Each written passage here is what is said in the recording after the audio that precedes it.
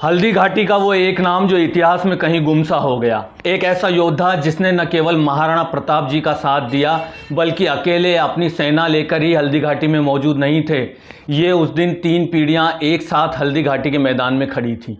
ये सुनकर आपके बदन में सिहरन दौड़ जाएगी कि मुगलों के खिलाफ उस दिन जो योद्धा वीर शिरोमणि महाराणा प्रताप जी के साथ तलवार भालों से लैस था, उसके साथ उसके 3 बेटे और एक पोता भी इस जंग में हुंकार भर रहे थे।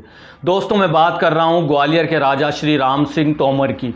राम सिंह तोमर, जिन्हें रामशाह तोमर के नाम से भी जाना जाता है। रामशाह तोमर के किले पर मुगलों का कब्जा हो चुका था और एक राजा मेवाड़ का साथ देने के लिए अपने 300 सैनिकों के साथ महाराणा प्रताप की सेना की राइट विंग का कमांडर था।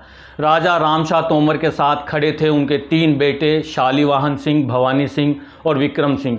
वीरों का ये तोमर वंश यही नहीं रुका, क्योंकि राजा रामशाह तोमर का पोता बलभद्र सिंह भी दुधारी तलवार को धार लगाकर मुगलों से बराबरी करने के लिए वहां खड़ा था।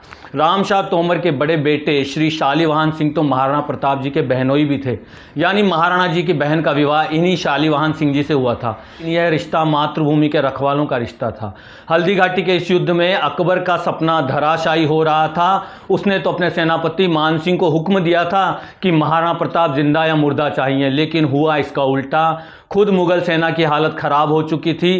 प्रताप को युद्ध क्षेत्र से बाहर निकाल लिया गया था। इससे पहले महाराणा प्रताप के घोड़े चेतक ने मान सिंह के हाथी पर छलांग लगाकर प्रताप को टारगेट यानी मान सिंह तक पहुंचा दिया था। प्रताप सिंह जी ने मान सिंह पर भाले से जोरदार प्रहार किया, लेकिन मान सिंह हाथी के ऊपर रखे सिंहासन के होदे में दुबक गया। इधर मान सिंह के हाथी की सूंड में बंधी तलवार से चेतक की टांग कट गई। प्रताप जी को मैदान से बाहर निकलकर सुरक्षित किया गया।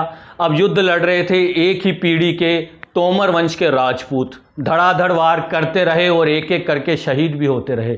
इधर मुगल सेना आधी से ज़्यादा खत्म हो चुकी थी। राजा रामशाह तोमर अपने सैनिकों, बेटों और पोते सहित अंत तक लड़ते रहे थे।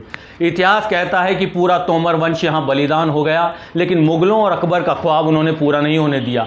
आज भी हल्दी घाटी की रक्त तलाई में उनकी छत्रियाँ खड़ी हैं, जो हर गुजरने वालों से कहती हैं कि बलिदान कभी मरता नहीं।